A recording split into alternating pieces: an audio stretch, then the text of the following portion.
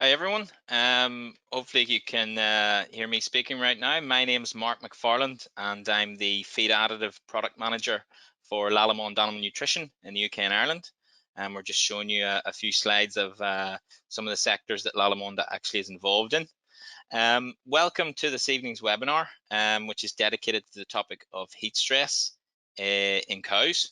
As you can see, we've kind of dug the crystal ball out, and the weather this week has been absolutely perfect for this topic. So it's good to see so many of you joining as we speak. So just some housekeeping before we kick the webinar off. We've got a lot of speakers today, which is quite unusual, but it's also great. And so for the benefit of everyone's audio quality, your mics have all been placed on mute. So if you have any questions for our speakers, please type them in the dedicated chat section of the webinar software, which you'll see on the right-hand side of your screens. If I'm doing my job right, we'll probably have about 20 minutes for Q&A left at the end. So who are our speakers?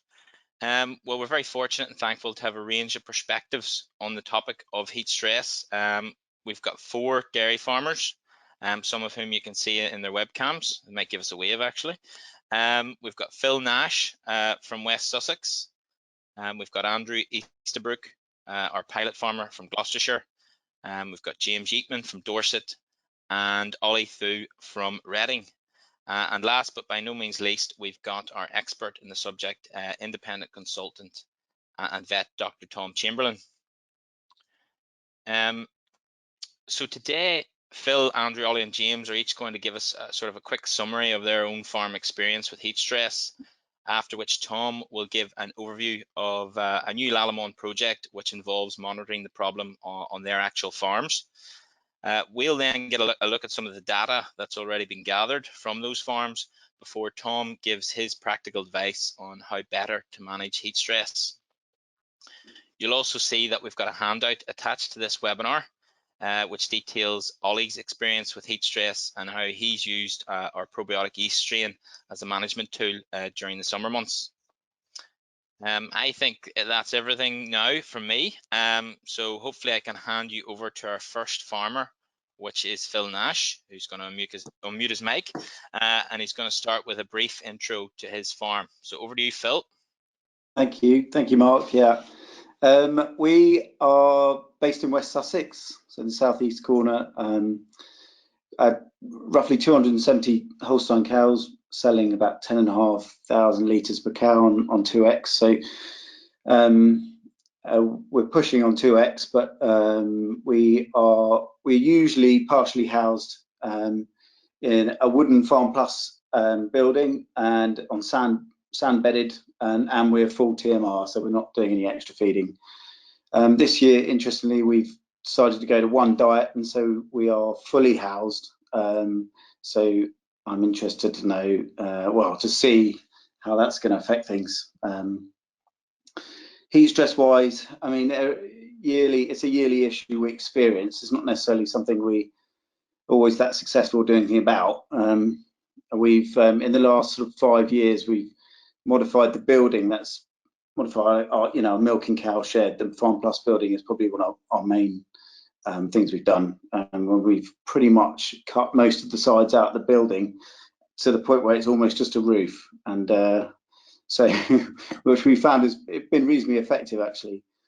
Sort of other things we do just to heighten management attention to details is weekly water trough cleaning, installing an extra water trough outside the collecting yard, and actually last summer we went to twice a day feeding, just to try and keep a cleaner ration in front of them. We haven't got any fans yet, so we've got no mechanical ventilation, but it's something that I want to explore. But I found it quite difficult to find impartial advice on that, with particularly our building design. We're RMSing all our cows, and this year, in the last 2 years, we've RMSed all our heifers in an inside group because we've just had such poor results with sinking groups outdoors. So that's something else we've changed. Whereas normally we would graze our low yielders, and we're treating both groups of milkers as highs this year. I've been able to put more attention to young stock grazing in cell grazing all the young stock now, just to try and improve intakes and feed grass regeneration, really. So that's something else I suppose I'm mindful of with the heat.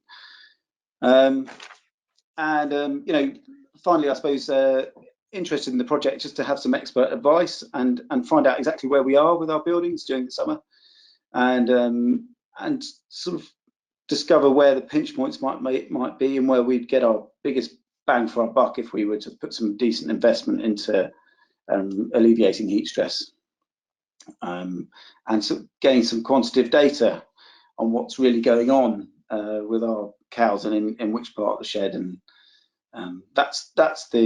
that's what I'm really interested in. So yeah, thank you very much. Perfect, Phil. Thank you very much, especially as I know you're joining us during your holidays, which is great. Up next, we have Andrew Easterbrook from our pilot farm at Hartbury College. So over to you, Andrew. Thanks, Mark. Thanks to Lallemand and Tom as well for involving us in the research. So we're roughly 250 cow dairy split into a Holstein herd and a Guernsey herd, milking twice a day. You can see the sort of basic parameters there that we're doing between 9,000 and 9,500 litres. We have quite a bit of an incentive to graze for our own cost of production, but also contractually with Marks and Spencer's expecting us to graze for a minimum of 110 days a year. In terms of our experiences of heat stress on the farm, by nature of the autumn block, which is what the Holstein Friesian cows are in the pattern of, by nature of that, generally all our animals are in late gestation and late lactation by the time temperatures start to rise and humidity is high. So I guess during that transition, a lot of the heat stress related issues have probably been alleviated to some extent. So we're not serving it at that period of time, and generally cows aren't anywhere near peak yield. So grazing cows, generally we see a depression in yield when the temperatures really get high.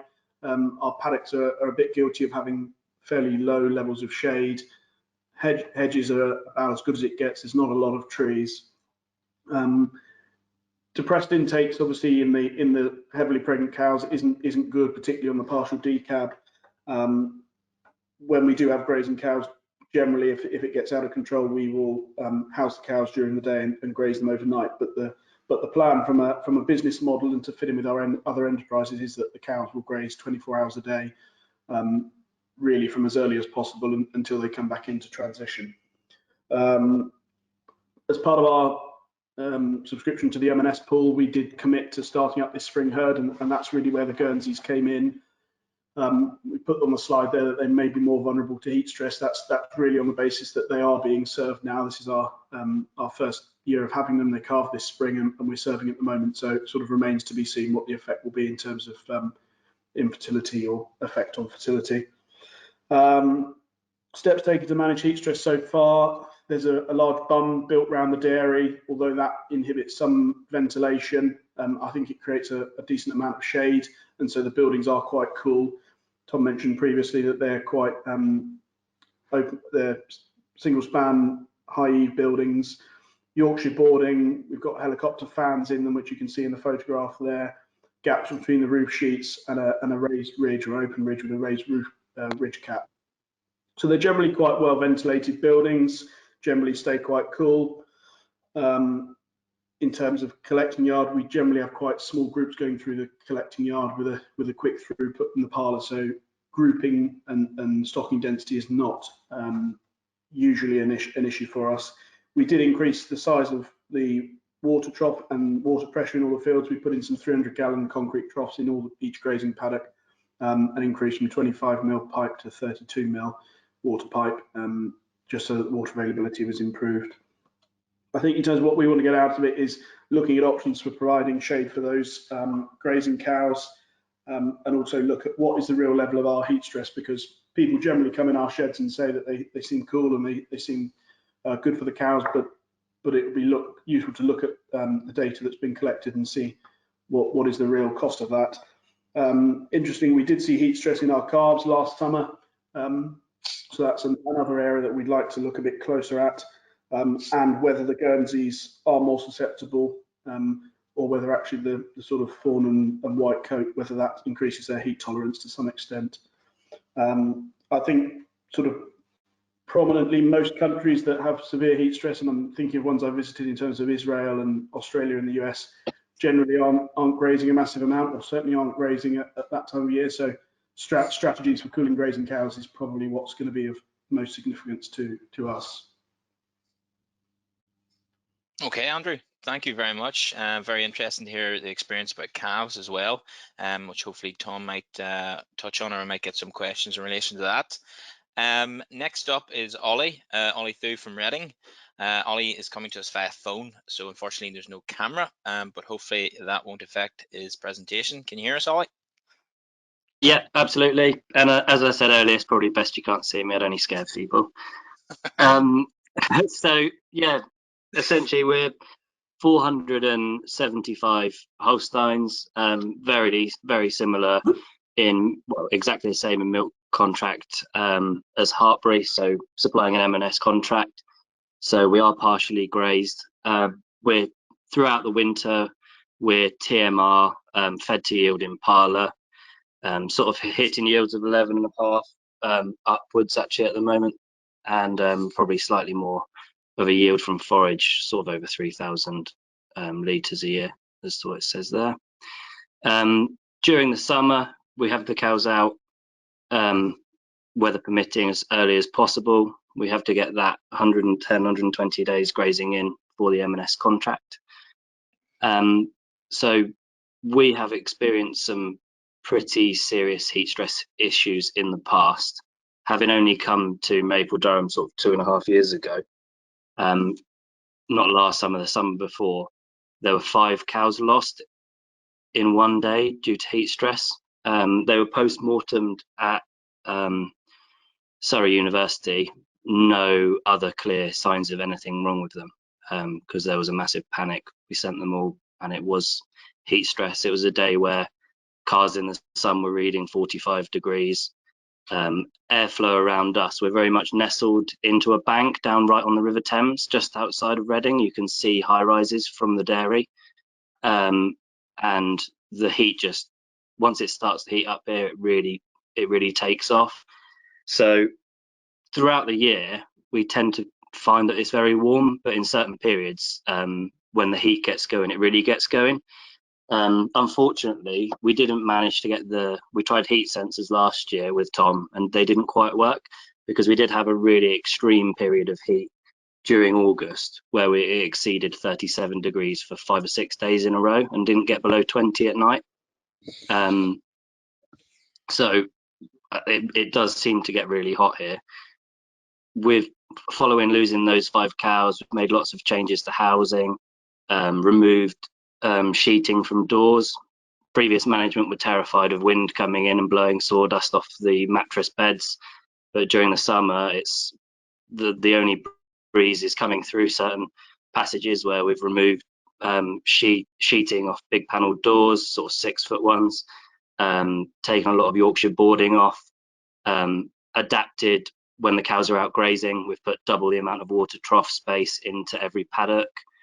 And one of the key things is having changed our nutritionist. We're using Ian Smith, who actually used to work for Lallemand.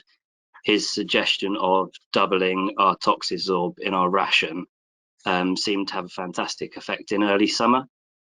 We have Moo Monitor collars on all of our cows, and not only does it do individual rumination minutes per day, but you can actually get like a herd average, and you can watch that move as the heat really sets in.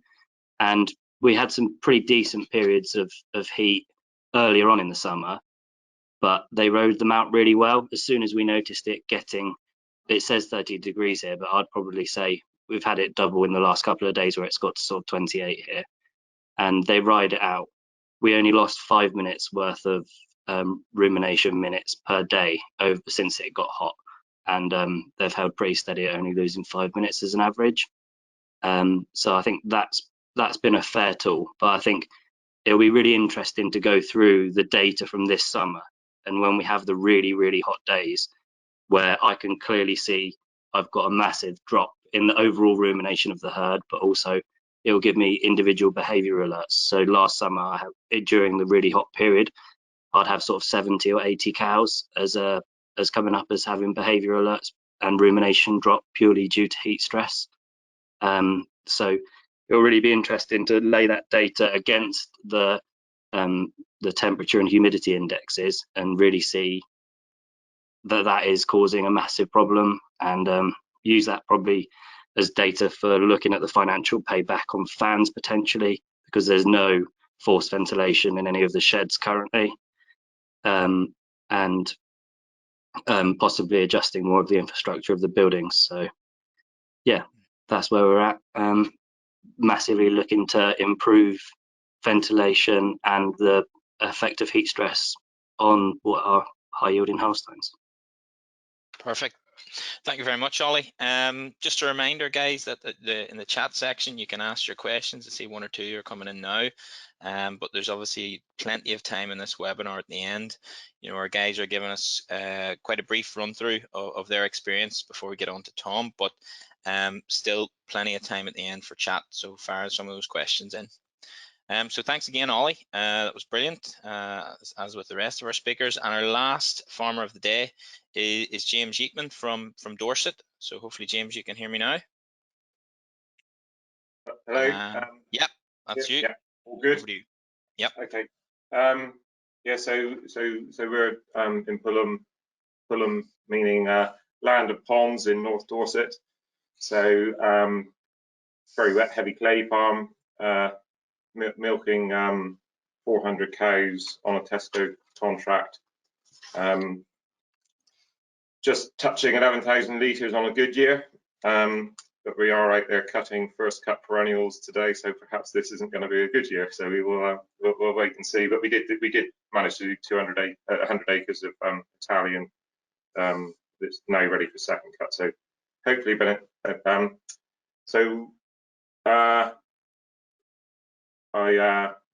I suppose we very similar to all the others. We've learned through bitter experience how important heat stress has been for us. Milk cows in New Zealand and fell in love with block calving. Didn't really see it working on a heavy clay farm, so hence the high yielding herd, but still making use of grazing in the springtime. Ended up calving a lot of cows from the 1st of July, quite a long time ago, to fit in with the milk, make the best of the milk contract. The consequence of that was, yes, we were finished by the time that the land got wet, but I endured in my younger days an awful lot of time in a hot parlour, and when you're trying to focus on tight block calving, heat stress, it was a real bugbear. So you can see from the bottom left corner on the page that yes, we've got a big umbrella building, which we last summer I raised the centre ridge, and this end is the original lower 12-foot to the eaves building.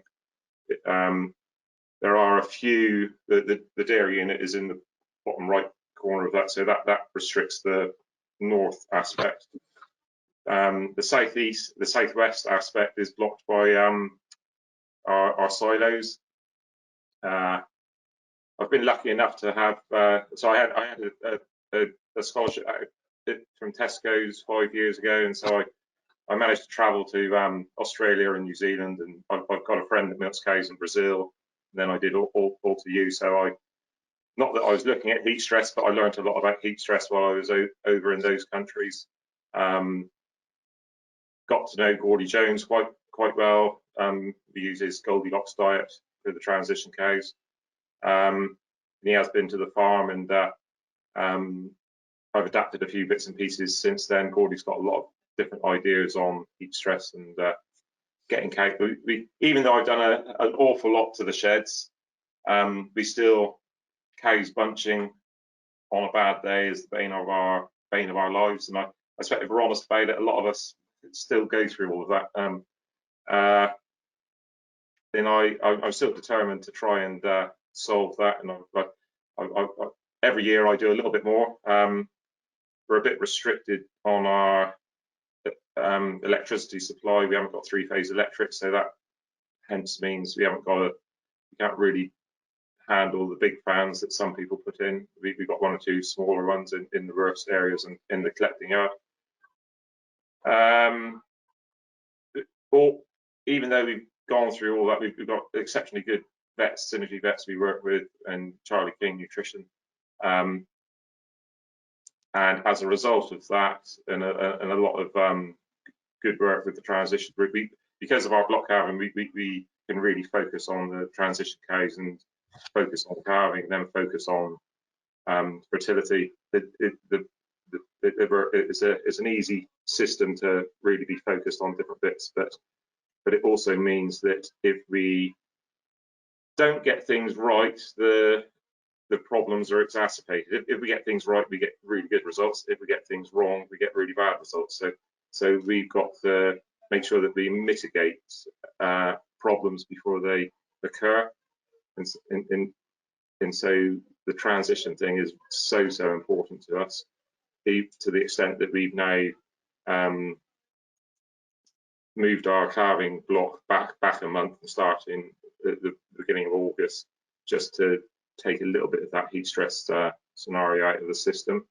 We have done very similarly to everybody else: water, upgraded water, clean food, dry matter intake drives everything, particularly in the transition period.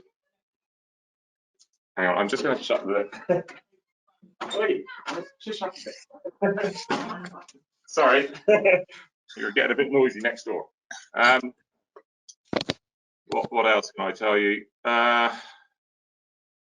So I think when I went to Australia, if you go to the extremes, the evidence becomes clearer. And I've seen really hot cows huffing and puffing under tin shelters in the heat of the day, the gates open with access to paddock grazing, and through their choice, they're not going.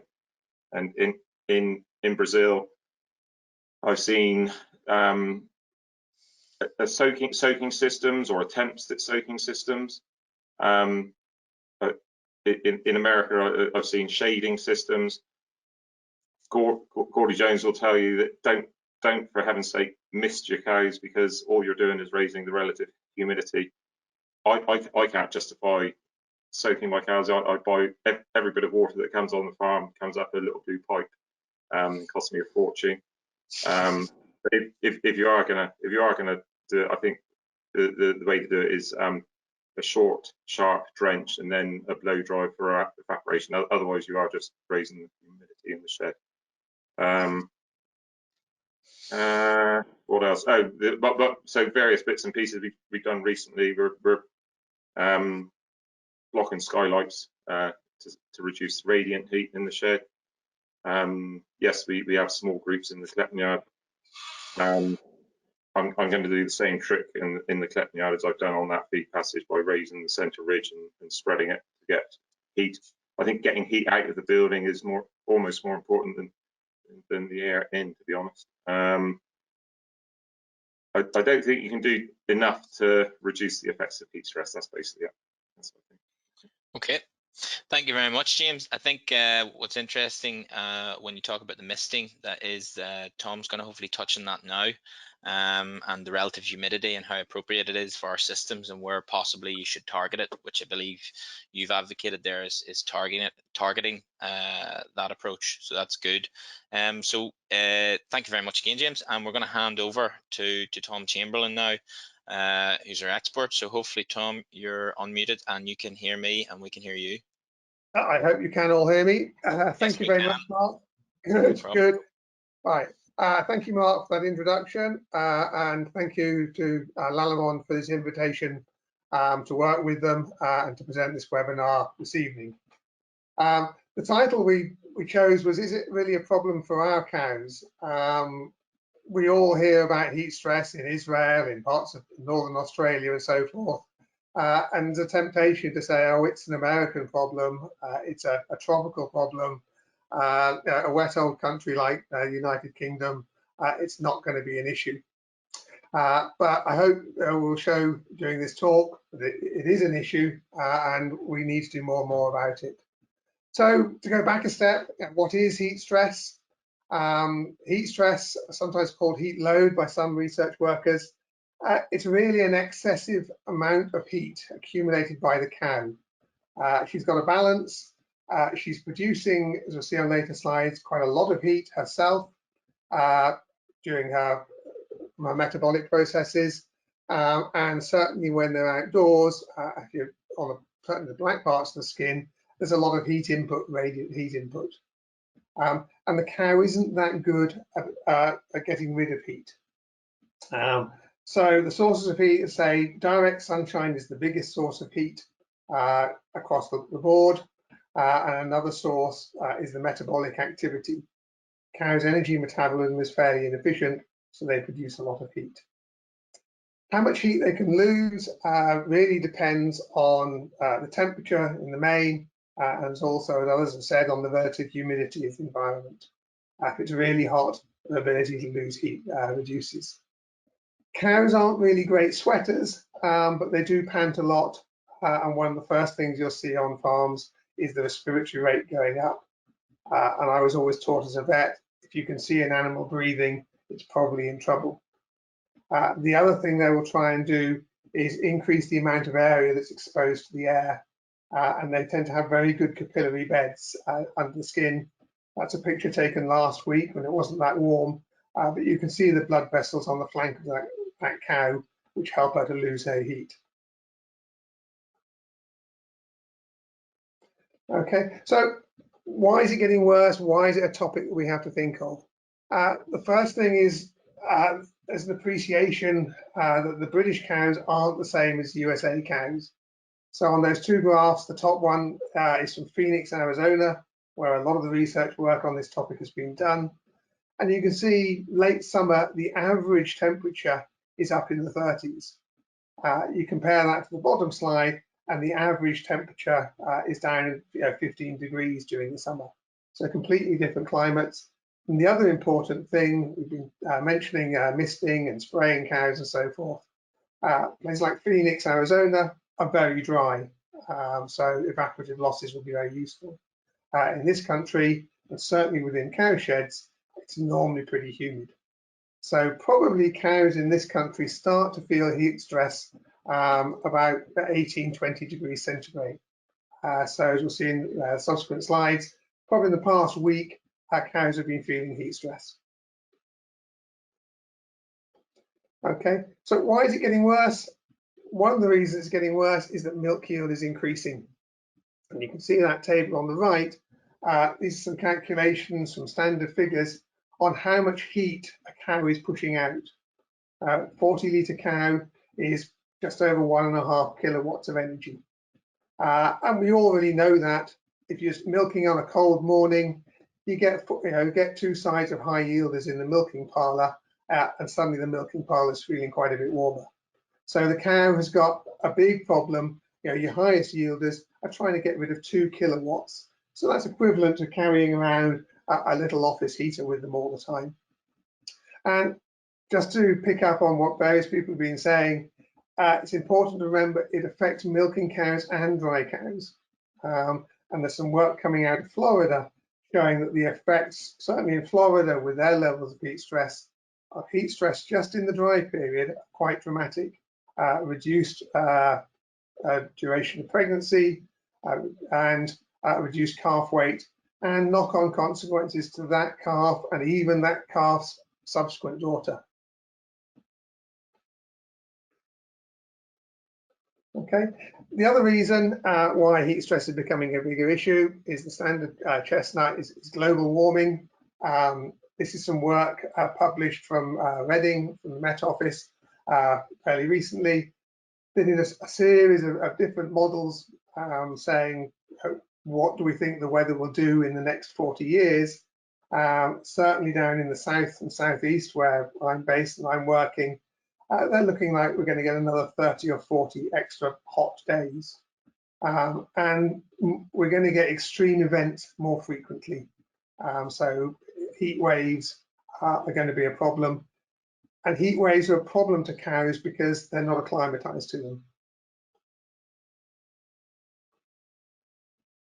Okay, so the effects of heat stress, as we've all alluded to, there's a drop in feed intake. Perfectly understandable. If it's blisteringly hot, you don't want to eat a 3-course meal. There's also, as I say, is an increase in panting, and as you can see in that picture, there's an increase in drooling. So we get blowing off of carbon dioxide, and we also get quite a large loss of saliva. Milk yields will fall, and even in the last week, we've seen milk yields falling by 1 or 2 litres per cow per day. And the yields fall by more than you would expect from the fall in dry matter intake. And part of this is changes in the physiology and effects of the pathology in the guts. There's a stress type reaction going on there. The rumen is really quite suffers in this situation, and they start to develop an acidosis.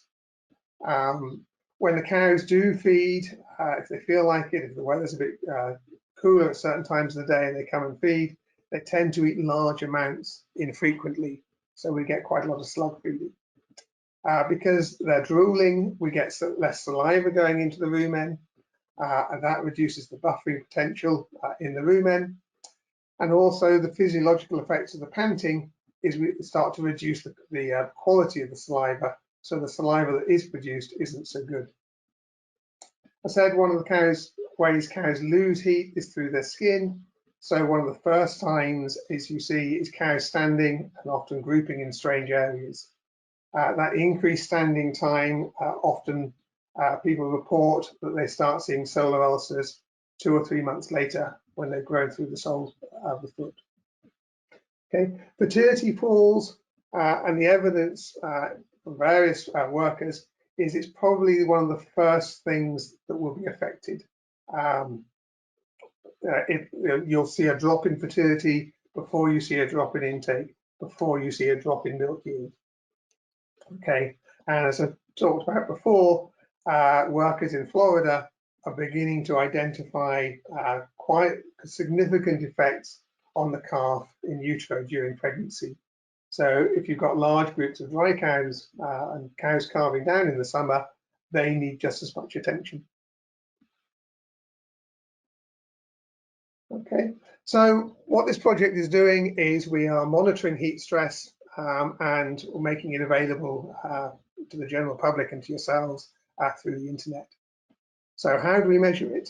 The standard measure that everyone talks about is a thing called the THI, the temperature humidity index. This comes out of the USA, say out of Phoenix, Arizona, Florida, and so forth. It's an index, so it's a unitless number. It's based on the shed temperature and the humidity. Okay, it gives a number normally somewhere between 30 and about 80, and various workers in various climates will set thresholds. And we certainly can see different thresholds are required for different countries.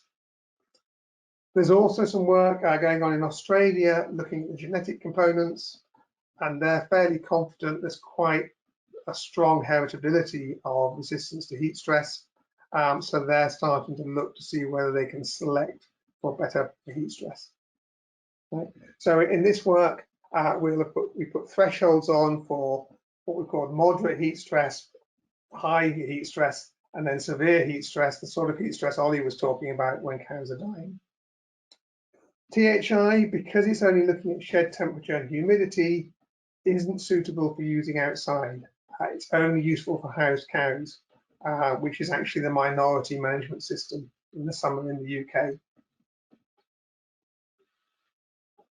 Okay. This is some work done a few years ago in Belgium and in Holland.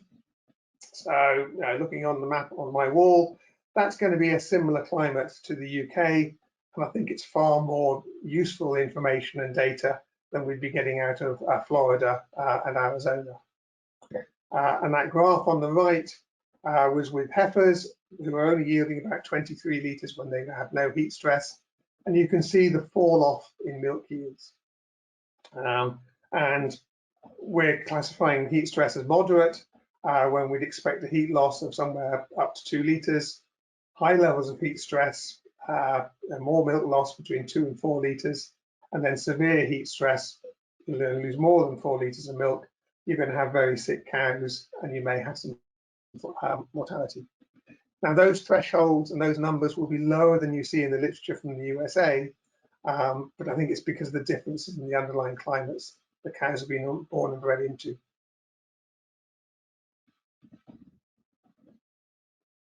Okay, heat stress at grass. If you look in the literature for feedlots in Australia and America, they will say that the predominant requirement is shade. That picture on the right, I took a few years ago with a drone.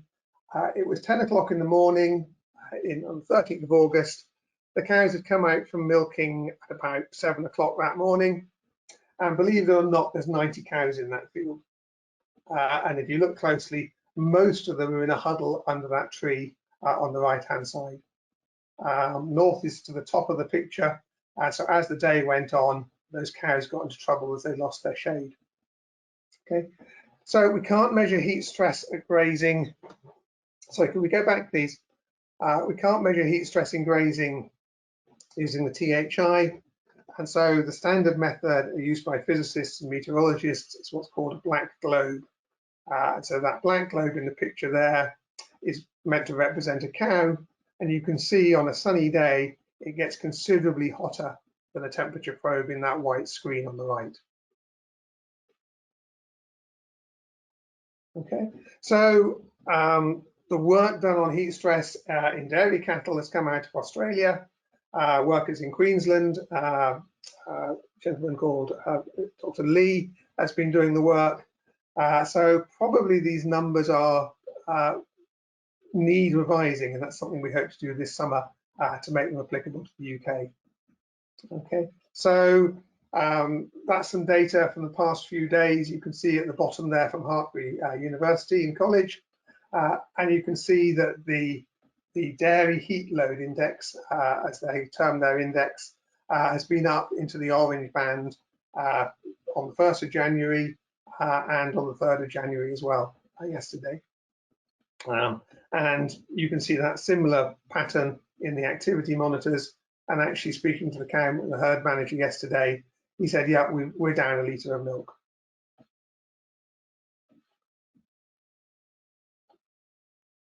Okay, so heat stress, it's the duration of heat stress that's the issue. If you go and sit on outside your front door on a lovely sunny day, for the first 10 minutes, it's nice and comfortable. After an hour or so, you start thinking, this is getting a bit much, and you want to do something about it. And then if high temperatures persist night and day, we see in humans an increase in mortality, as we reported in France and other places. So we tend to track these indexes two ways, either the 3-hour average, and you can see there, that's the heat stress over the past few days in a housed system. At the peak of the day, it's going right up into the severe level, up into that purple band.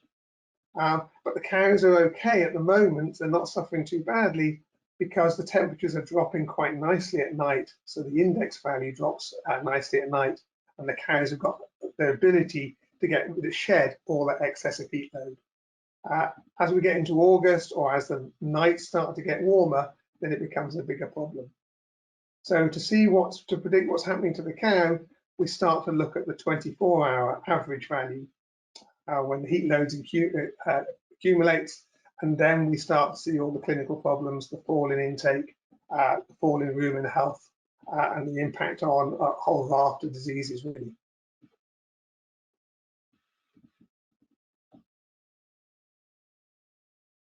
Okay, so what we've done this year, it's been slightly curtailed by COVID.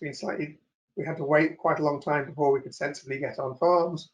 But we've got 4 farms across England, and those 4 farms, the farmers have all been speaking earlier this evening, and we have heat stress monitors on those 4 farms to monitor the conditions inside the house and out at grazing. So with modern technology, it's now possible to fairly simply to have a device that will transmit that information in real time. So we're able to load that information onto the Lallemand website in real time, so you can go and see what's happening today. And as far as I'm aware, it's the first time really that heat stress has been measured in grazing situations. So we've got the basic data on the Lallemand website, and there's an ability there to drill deeper into it. And Lallemand will be sending you a follow-up email with the contact details, web addresses, to look at that data as you wish. So what have we got on the website? What are we seeing? This is from Ollies farm in Reading. This is information I picked up this morning. On the left, you've got the long-term THI value in the buildings, and you can see over the weekend and the first part of this week, the THI value has been steadily increasing. Okay, and on the right, we've got the similar situation in the grazing. Threshold for grazing is probably about 27. So on that farm at the moment, there's not too much long-term heat stress in the grazing situation. Okay, what we're starting to see now is some quite big differences between farms. These are 2 farms where we've got heat stress monitors in the buildings. Exactly the time, the first few days of June on both those graphs. That top one, it's a loose yard. It's for the fresh calvers and for the cows needing tender loving care. And some of the cows had come out of that shed before I managed to get the picture. There's a lot of cows in there. And the peak value on the short term had gone up to 82. So it's mighty uncomfortable in there. So all the cows can do is come out, stand up, and stand in the sunshine. So they're slightly compromised. The picture below, exactly the same days, a better shed. And you can see that the value was down at 76. So there's a big difference in how well your sheds are set up, how airy they are, what sort of passive airflows you've got. Okay, we're starting to pick up quite big differences between housing and grazing. Again, this is for the past 5 days. You can see in that bottom graph, the short-term heat load index goes up considerably midday. And so those cows in that field there, come midday, 11 o'clock or what have you, they're starting to feel fairly uncomfortable and they'll be looking for shade. Okay, so what can we do about heat stress? Okay, probably the most important thing is shade. The biggest risk factor is direct sunlight, and even in house systems, you saw there, James had started covering over some of his skylights to reduce the amount of shade. Okay, if you look in the American and the Australian recommendations, they're asking for 4 to 6 square meters of shade per cow. Now, I can see how that works in a feedlot system. That picture there is from Australia. You can put canopies up that the cows can stand under as they want, and then they can venture out from the shade to go and feed at the feed trough. What I'm not sure, and I haven't seen, I'd love to hear what people are managing to do, is how you can reliably supply shade in a grazing situation. All too often what we have is, in that bottom picture, a few cows or a tall hedgerow, the cows huddle underneath it, they make a muddy mess, and you start running the risks of increased environmental mastitis and so forth. So probably the first thing we can do about shade is appreciate that it's very hot in the direct sun in midday. So what can we do to maximize our eating opportunities in the evening? So starting to accept the daytime grazing, the cows are just going to be loafing in shady areas. In the night time, the cows, as long as it's light, the cows will eat. So on most farms, there's a very good eating opportunity between the end of afternoon milking and dusk at about 9:30, 10 o'clock now. One of the critical things for cows with heat stress is the provision of water. And this, as previous speakers have said, the farmers have said, is an area they've all been addressing. Obviously, the water needs to be clean and highly palatable, and probably it needs to be cool. There's work out that Australians are recommending it should be under 20 degrees centigrade. So probably water coming off plate coolers that's very valuable in the winter is not so valuable in the summer when cows have got heat stress. You need to have ample linear space. So the top picture there with 3 water troughs in a row is going to be good provision for, on that farm, there's a mob of 150 cows grazing at any one time. Cows don't walk that far to water, so it needs to be near the grazing area. Otherwise, you tend to get them descending on the water troughs when they come in and out for milking. A practical note is to avoid the water troughs getting empty, as you can see in that bottom picture. Firstly, you've got thirsty cows, which is something we don't want. That's going to limit production. And on a more practical note, that once the trough gets empty, they start licking directly at the ball cock. They start standing in the water troughs. So you get a lot more damage to water troughs, particularly the plastic ones. Ideally, you'd have high flow with wide bore plumbing running around the farm, which can be a challenge. The compromise to that is to put in water troughs with high volume so that when the cows do use it, a lot of them can drink before they diminish the volume considerably. Okay, feeding.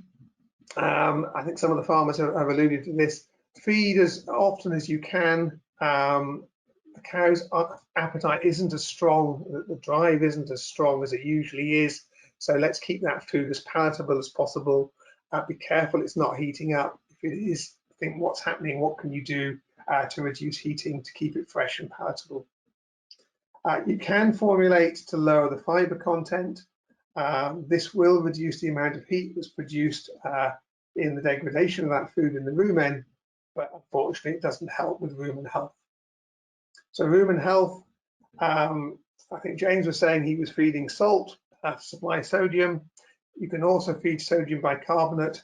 It's going to help with the buffering as well. I have seen some people feed sodium bicarbonate ad lib.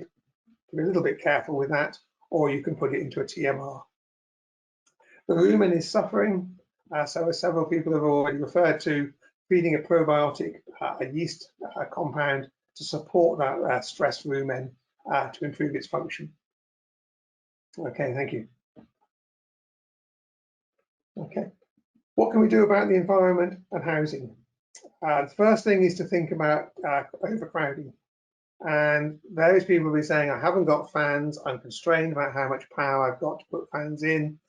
The first place I would be thinking of fitting fans would be in the collecting yard. You know, it's the biggest heat stress area. And half an hour or an hour in the collecting yard in a very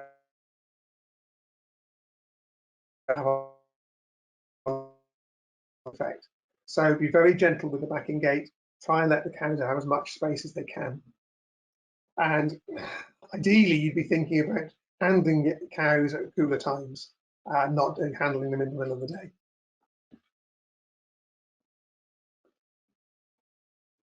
Okay, this is actually from the top slide is from Phil's farm, from his kennel type system.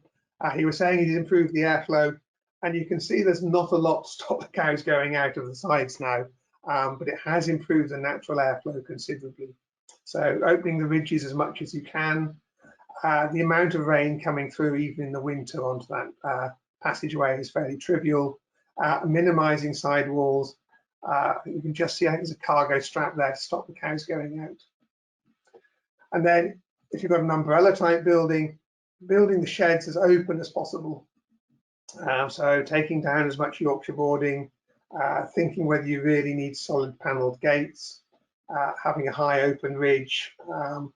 This farm actually on that side wall, which faces straight west, it's on a bit of a hill as well.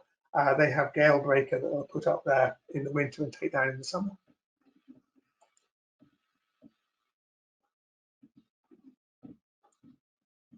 Okay, fans, we've talked a lot about fans, and probably they would be one of the, if you want to do some active abatement of heat stress, it's probably where to start.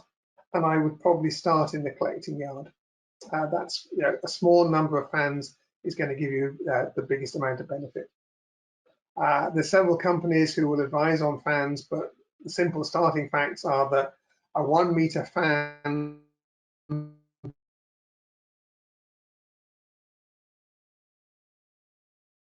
those are big 6-foot fans.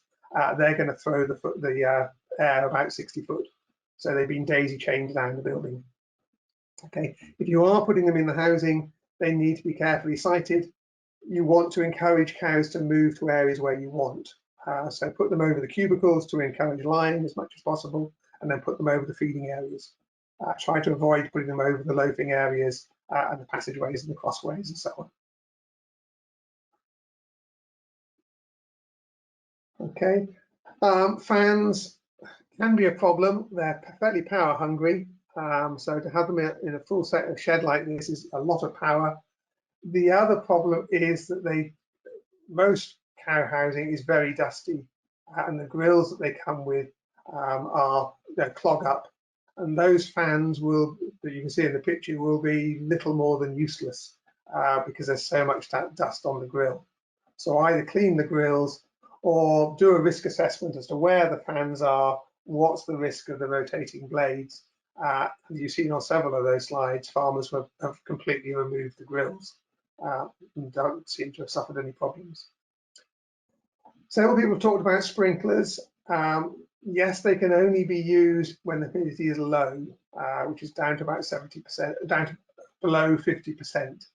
And that's only going to happen when it's very hot in the sheds. Two sorts are out there. There's the low volume ones where you spray a fine mist into the airstream. As that fine mist evaporates, it will cool the air. The other option is to soak the cows with higher volumes of water. Then again, you have to supply moving air, and then the evaporation off the cow will cool the cow herself. But you need your fans first.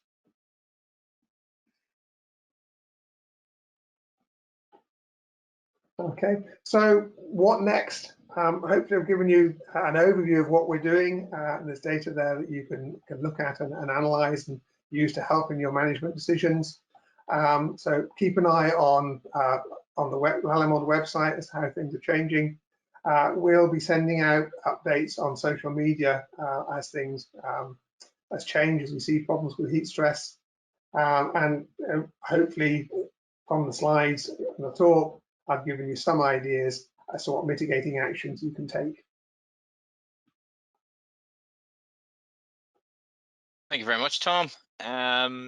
It's now time for questions. My question panel isn't working, but thankfully I have a helper who's screenshotting them to my phone. So most are directed at you, Tom, so we're going to keep you busy here. Okay.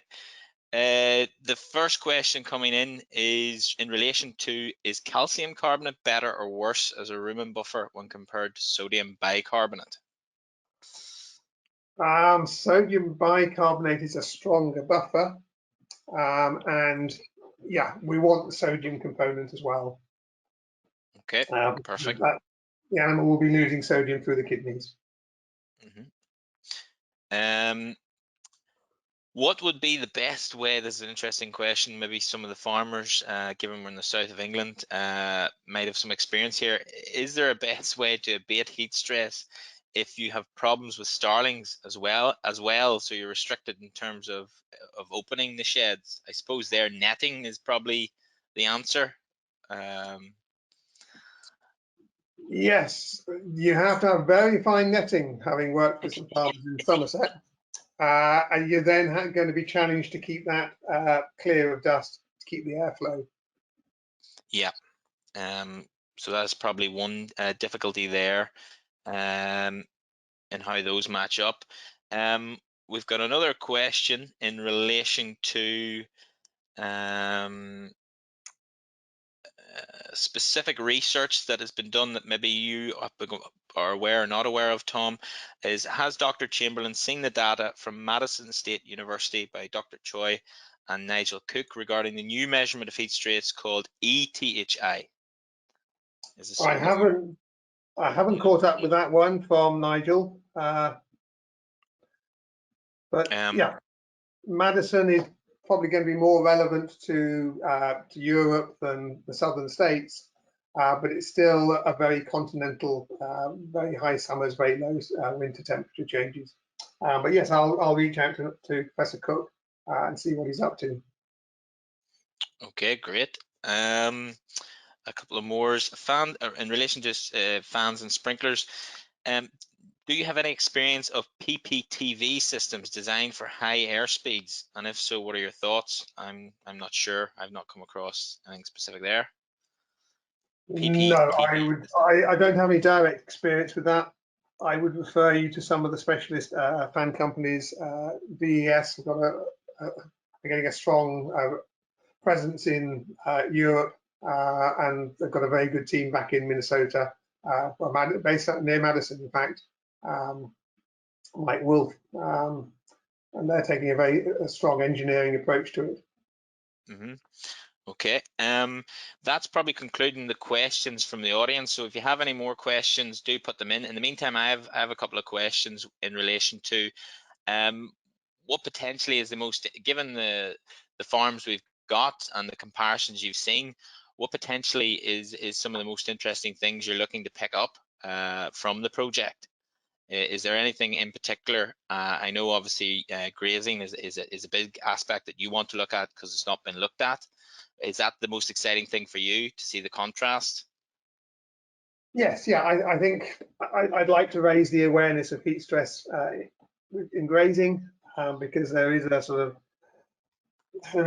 political, social opinion that we ought to be grazing our cows more often, but probably, you know, some of those umbrella sheds we've seen in previous slides are often going to supply a better environment than a paddock with no shade in full sunshine. Mm-hmm. So okay. yes, the other thing we're hoping we can develop is whether we can get some representation of milk yield losses. We'll be looking at in the first part of the season. We may be able to bring it in as an indicator in the second part of the season, and that's going to make it far easier to get a handle on how big a risk heat stress is to you, start to quantify the losses, start to put some financial values on there, so you can start to look at your rates of return on investments that you might make. Okay. One thing we really spoke about today has been the shed level. We have a particular question looking about the cow level. Is there anything you've seen in terms of potentially understanding variations between cows on farm? Obviously, we've talked about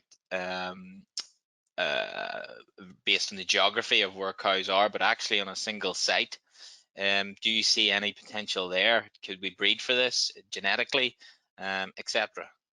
Yes, yeah, there's work coming out of Australia, and Gippsland, I think, is the main place where they are using metabolism chambers and running them at different environmental temperatures to look at how cows are coping with heat stress, and they are finding quite marked genetic variation. So they're identifying the genes for it, and presumably eventually those will come across onto SNP tests, and we may be able to start seeing it coming through in the genomic testing that we're doing. But from what I've seen in the literature, it's probably the Australians who are leading on that. Okay, great. The questions are now coming in thick and fast, which is odds law. The heat stress in calves, it was mentioned earlier that we'd experienced on one of the farms. Is that something you've been familiar with in the UK? Is that typical? What are we doing right there, or what are we doing wrong there that's happening on farms? And is it less of a risk versus your milkers or your dry cows? Okay, so I haven't had any direct experience. I haven't seen it on the farm. Let's catch up with Andrew as to what he's been doing. You're going to see it in animals that you're pushing on very fast. So yes, if you're growing animals fast to calve them at 23, 24 months, the plain nutrition is high, so you're starting to get these high amounts of heat that the animal's got to lose. And the other risk is that on some farms, calves can often be the poor relatives. Andrew shed looks great, but the risk is if they're in substandard housing, that's going to exacerbate problems. And obviously, well, as well from a nutritional point of view, if they're getting what's left, which happens on some farms of the TMR from milkers, or a proportion of that in their diet, and that silage is potentially hitting in summer, again, that's going to exacerbate the issue. It is, yes. That's going to reduce their performance. Going to reduce their intakes. So yes, all the way.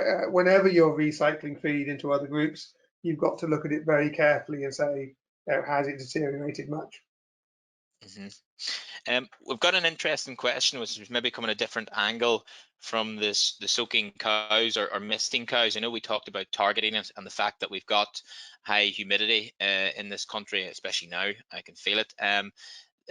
One of the questions is in relation to NVZs and actually putting water into systems, slurry systems, and how you're potentially adding to a problem there. Obviously, we're not experiencing probably heat stress often enough to be a significant problem, but that's another angle at why additional water in the house isn't probably ideal, is it? Well, yeah, if you look at what some of the Americans are doing, they all work in gallons, but they're saying on large units, there's a considerable demand of water if you're trying to soak your cows. And yeah, there are various problems. If that runs down onto the udder, you're taking all the dirt down to the teats. If the cows are forever standing in the wet, that's probably not helping hoof quality. And yes, you're increasing your dirty water production. I think we have addressed most of the questions. We haven't had too many specific to our farmers, but for those farmers who are maybe still here, if they could maybe turn on their webcam, I just think we probably can wrap up a little bit earlier. I think certainly with some of the feedback, people have thought that it's been highly informative. I think from our farmers' perspective, having heard Tom's presentation, do any of you have any questions yourselves or any interesting thoughts around what's been shared? Just in case we don't miss you guys out too. I think probably the only comment for me was around looking at options for minimising heat stress during grazing. Obviously, we identified that we're sort of fairly limited in options. I guess actually there's possibly some work to be done in terms of the political and social view that grazing is better, that actually cows having the choice is probably the best. And maybe educating consumers, because a lot of us have said that actually it's driven by retailer aligned contracts. Actually, if they recognise that during these periods of heat the cows are better off inside, and therefore some consideration needs to be given to that, then maybe that would alleviate some of the pitfalls of heat stress at grass. I think if we're going to do that, we need to come up with some objective assessment, some index value, and then the industry and the milk buyers, milk buyers on behalf of the consumers can say, if these numbers are above a certain threshold, then we're confident that the heat stress worries, you can now manage your cows differently. But I can see that's how we will have to go. They will want an objective assessment, and then you've got a derogation to alter the management of your cows.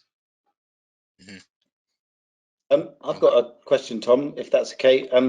Just a bit of a behavioural question, really. Why do, probably a bit simple, but why do we find that cows crowd within sheds when they're heat stressed? Because that just almost seems like the illogical thing to do, but they do it anyway. Yes. And yes, yeah. I've heard various theories. The one I was generally told, it was because they could share tails swishing for fly control. And I think it might have been James who was telling me that he'd heard that it was to increase the amount of evaporation. That there's a lot of urine, wet feces, So you've got a lot of liquid landing on the floor. If the moisture is evaporating, does that give some cooling effect? But it does seem totally illogical. I've also been told it's a fear response, but that might be wrong. But that's another theory I've been told. But there's loads of theories, isn't there? But quite which ones are right and wrong, who knows? But I think it's very relevant about putting an argument forward about cows being better in the shade of the shed on a hot day. But that should be an easy argument to get over to the consumer, because we as humans understand that it's not more pleasant in the shade, don't we? So it's a really good point, I think that is. I think we can capitalise on the fact that most of us are finished milking by 7, 8 o'clock in the morning. So there's a good solid grazing bout can take place there before it gets too hot. And we've got long, light evenings. Is another good opportunity for grazing bout. So we can get the grass intakes, but we probably have to bring them in midday.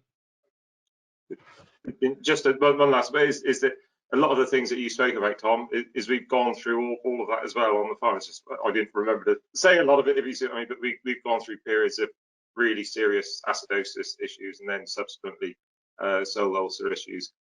We have, because of the stuff that we've done, I think we've moved away from a lot of that, and in our dry matter intakes used to be down around 23, and we could have somebody came on the farm and told me they were up around 28, and I thought they were talking nonsense. But we're now getting 26.5, 27 high, and consequently our acidosis and all those things are improving, but we still get that grouping, the frustrating grouping as well. So we're not finally there. So I mean, that's what it's. Okay. That's brilliant, guys.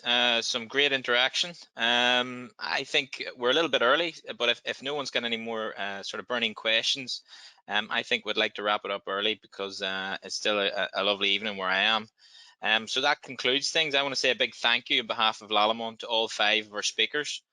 So Phil, Andrew, Ollie, James, and Tom. Thank you very much, gents.